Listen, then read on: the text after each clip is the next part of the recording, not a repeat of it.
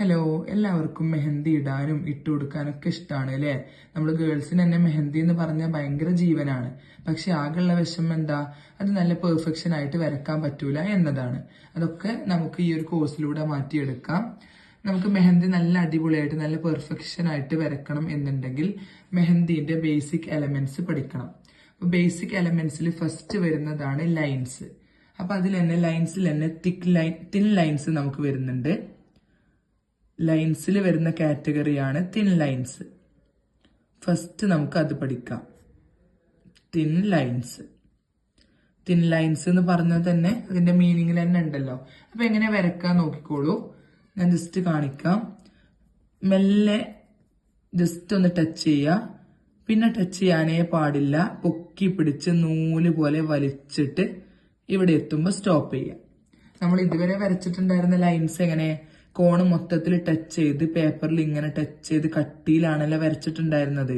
ഇങ്ങനെ ആവുമ്പോൾ ഒട്ടും പെർഫെക്ഷൻ നമുക്ക് കിട്ടൂല, ഭയങ്കര ബോറായിരിക്കും. ഇനി മുതൽ മെഹന്തിയിൽ ലൈൻസ് വരക്കുക. ജസ്റ്റ് ടച്ച് ചെയ്യുക. പിന്നെ കോണിനെ പൊക്കി പിടിച്ച് നൂല് പോലെ ഒരേ പ്രഷറിൽ വലിച്ചെടുക്കുകയാണ് ചെയ്യേണ്ടത്. സ്റ്റാർട്ട് ചെയ്യുക, പൊക്കിയെടുക്കുക. ഒരേ പ്രഷർ ആയിരിക്കണം, എന്നാലേ നല്ല തിന്നായിട്ട് ഒരേ ലെവലിൽ പോവുള്ളൂ. ലാസ്റ്റിൽ എത്തുമ്പോൾ മെല്ലെ അങ്ങ് സ്റ്റോപ്പ് ചെയ്യുക. ജസ്റ്റ് സ്റ്റാർട്ട് ചെയ്യുക, പൊക്കി പിടിക്കുക. നൂല് പോലെ കണ്ടോ, എത്രയോ ദൂരത്തു നിന്ന് തന്നെ നൂല് പോലെ വരുന്നുണ്ട്. സ്റ്റോപ്പ് ചെയ്യുക. അപ്പൊ ഇങ്ങനെ വരക്കുന്നതാണ് തിന്നായിട്ട് വരുന്ന ലൈൻസ്, തിൻ ലൈൻസ്. ഇത് നമുക്ക് മെഹന്തിയിൽ ഭയങ്കര ഇമ്പോർട്ടന്റ് ആയിട്ട് വരുന്ന ഒരു എലമെന്റ് തന്നെയാണ്. ഏതൊരു ഡിസൈൻ എടുത്ത് നോക്കിയാലും നമുക്ക് ഈ ലൈൻസ് കാണാൻ പറ്റുമല്ലോ. ഓക്കെ, ഇനി നമുക്ക് തിക്ക് ലൈൻസ് പഠിക്കാം. തിക്ക് ലൈൻസ് എന്നുള്ളതിന്റെ പേരിൽ തന്നെ ഉണ്ട്. എന്താണ്? കട്ടിയിൽ നമ്മൾ വരക്കാണ് ലൈൻസ്. അപ്പൊ നമ്മൾ ഇതുവരെ വരച്ചിരുന്നത്, നിങ്ങൾ മുന്നേ വരച്ചിരുന്ന തിക്ക് ലൈൻ എങ്ങനെ ഇങ്ങനെ നല്ലോണം ഞെക്കി പിടിച്ച് ഒരേ ലെവലിൽ ഇങ്ങനെ വരക്കുന്നൊക്കെ ഉണ്ടാവും. കട്ടിയുള്ള ലൈനൊക്കെ അതായിട്ടുണ്ടാവും, പക്ഷെ പെർഫെക്ഷൻ ഉണ്ടാവില്ല. ഇത് തെറ്റായിട്ടുള്ള രീതിയാണ് കേട്ടോ. അപ്പൊ എന്താ ചെയ്യേണ്ടത്? തിന്നായിട്ടുള്ള ഒരു ലൈന് വരക്കുക. സാധാ പോലെ തന്നെ, നേരത്തെ വരച്ച പോലെ തന്നെ തൊട്ടടുത്തായിട്ട് മെല്ലെ ഒരു കുഞ്ഞു ഗ്യാപ്പ് ഇട്ടിട്ട് സെയിം തിൻ ലൈന് ഒന്നുകൂടെ വരക്കുക.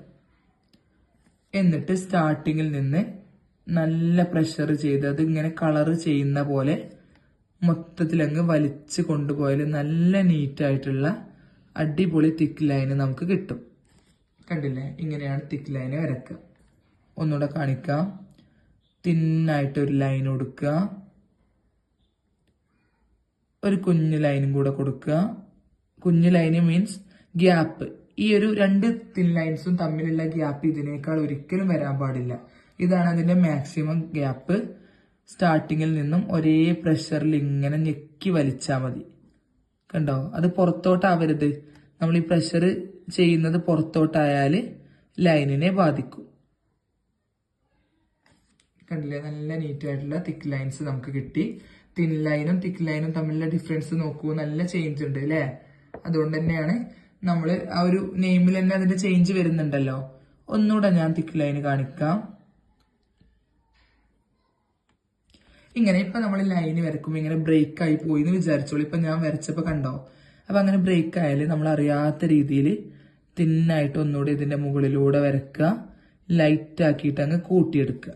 അപ്പൊ നമുക്കത് ബാധിച്ച പോലെ തന്നെ ഉണ്ടാവില്ല. തൊട്ടടുത്തായിട്ട് ഒരു തിൻ ലൈൻ കൂടെ നീറ്റായിട്ട് വരച്ചു കൊടുക്കുക.